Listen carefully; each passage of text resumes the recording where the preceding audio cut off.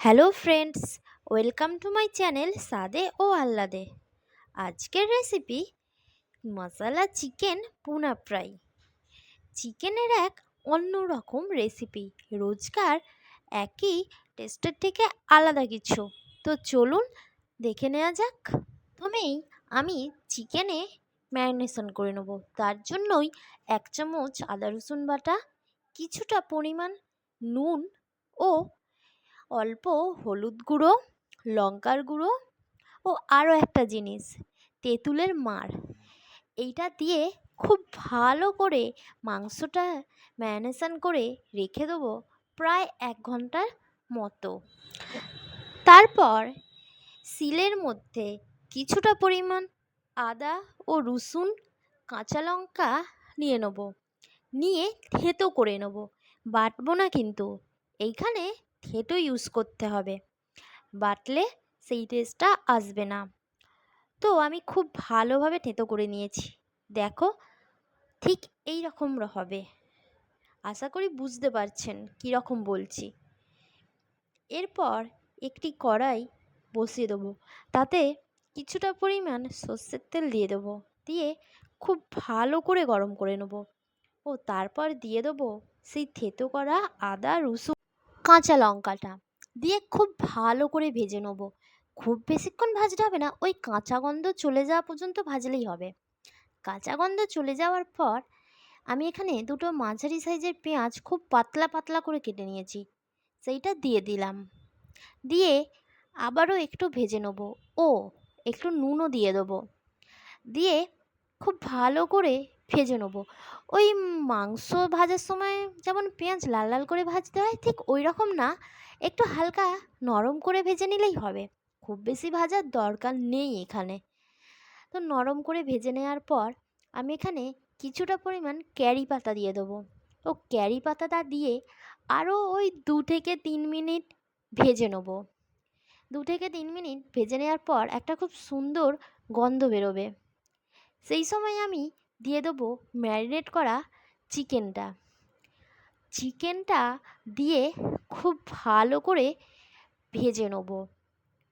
ও গ্যাসের ফ্লেমটা এই সময় কিন্তু হাই রাখতে হবে, লো করলে হবে না, তাহলে চিকেনের জল ছেড়ে দেবে। তো 2-3 মিনিট বেশ গ্যাস জোরে দিয়েই মাংসটা ভেজে নিলাম। ও ভেজে নেওয়ার পর ওপর থেকে বেশ খানিকটা পরিমাণে বাটার দিয়ে দেবো, দিয়ে চাপা দিয়ে রেখে দেবো প্রায় 20 থেকে 30 মিনিটের মতো। এই সময় আমি গ্যাসে আর একটা ফ্রাই প্যান বসিয়ে তার মধ্যে একটা মশলা বানিয়ে নেব।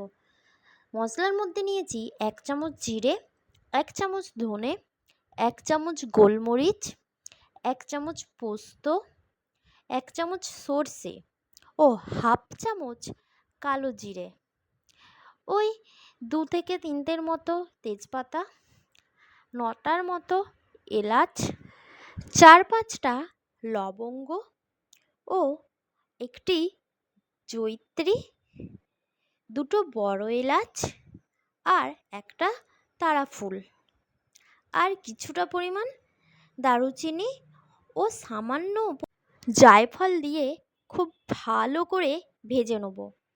খুব সুন্দর একটা গন্ধ উঠবে, তখনই বুঝে নেবেন যে মশলাটা ভালো করে ভাজা হয়ে গেছে। ভাজা হয়ে যাওয়ার পর ঠান্ডা করে নিয়ে মিক্সার জারে দিয়ে দেবো, দিয়ে খুব ভালো করে একটা মিহি গুঁড়ো করে নেব। দেখুন ঠিক এই রকম হবে। ব্যাস, এটা চাপা দিয়ে রেখে দেবো। ওইদিকে চিকেনও 20 মিনিটের মতো হয়ে গেছে।